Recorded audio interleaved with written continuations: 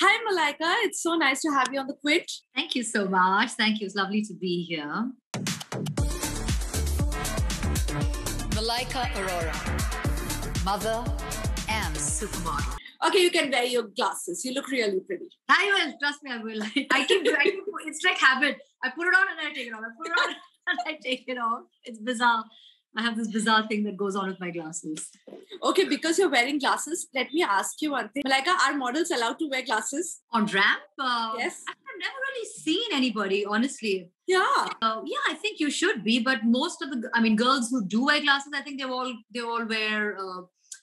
wear contacts. Lenses, yeah. Lenses. But having said that, this time one of our girls on the show, on our season 2, she was sitting and she kept squinting and she just seemed like she was in a lot of discomfort, So I asked her, I said, what is it? Are you tired? Are you bored? Why do you keep, you just seem like you're just hours. So she said, no, I have a really high number. And if I don't wear it, I tend to get a headache. So we immediately said, then put it on. Why are you suffering and struggling? So yeah, I actually did that. Malaika, when you were a model and you were starting off, what about these stigmas that you faced? I mean, it's over about 28 years now that I've been in the business, so lots has changed in these 28 years. So yes, I was a 17, 18-year-old gawky girl. I mean, all I know is that I got an opportunity, to be a model and to do work, but I was still gawky. I was still growing up.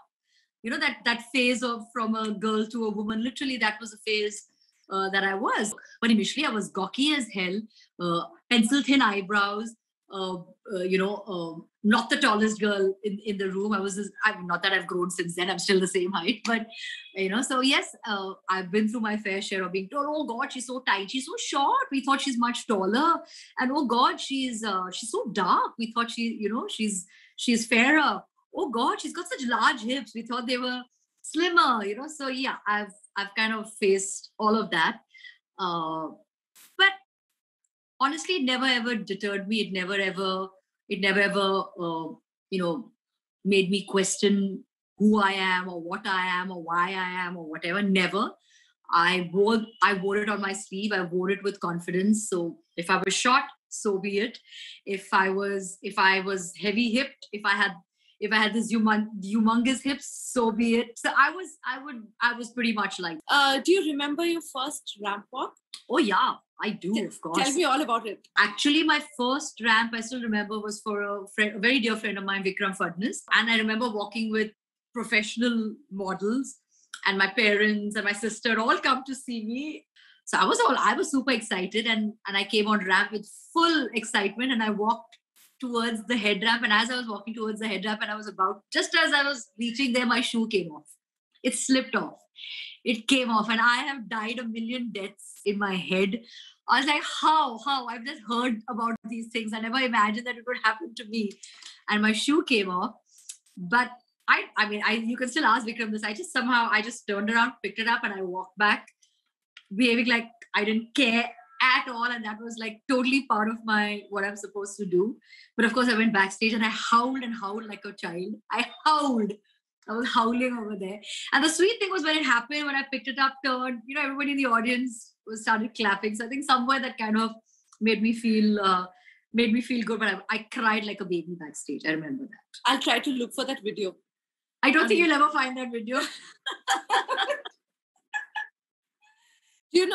Sweden has made it illegal for influencers and models to touch up their pictures on social media. Yes, I read about that. But it's about time. That's what somebody just asked me. What about, girls wanting to be like, what they see on social media? But that's exactly what I said. That's fake. That's not real.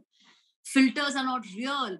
Apps to make you look a certain way is not real, or it's not. So you need to tell the impressionable youth and alike out there that it's not real, it's all fake. I think as people like us, we should be able to put pictures or put stuff out there which makes women feel confident about themselves. And I openly talk about my scars, whether I have stretch marks, or if I feel like I feel bloated, or if I'm feeling that I have a bad hair day or if I'm suffering from acne. I feel people should be okay to talk about it. And having said that, I also feel everything should be, like for me, I'm not very comfortable with putting everything out there. I like to maintain a certain barrier, a certain decorum. But I feel it's very important for girls and boys out there to know that what you're seeing is not real. It's all through rose-tinted filters, literally. So look beyond those rose-tinted filters. What is Malaika Arora insecure about? Like, I cannot understand. Look at. Well, tell me a girl who doesn't have insecurities. We all have our insecurities. I have my insecurities. I suffer from PMS. I feel bloated. I deal with my stretch marks. I feel, that there are days where I just don't want to get myself out of bed. So yes, I think those are very normal things that women go through, and I am no different. Let's put it that way. I am no different. So when you are judging, a show like this, how do you ensure that looks and body type aren't the only factors to rank contestants?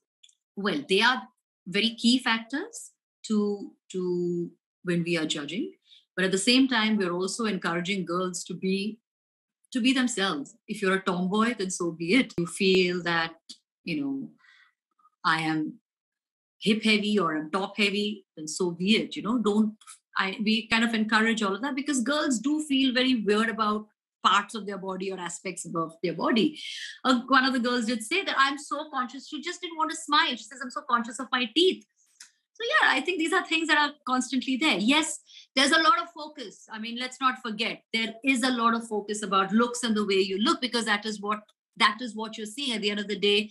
But we are also trying to tell them at the end of the day, when you are facing a camera, it's not just about what you look like. It's how you connect with your audience. It's literally you being able to sell a product, or you being able to connect, or you being able to go beyond that requirement. So yes, but like, again, let's not kid anybody. Looks are a very important aspect of the business. So we can't just pretend that aspect isn't there and it isn't something that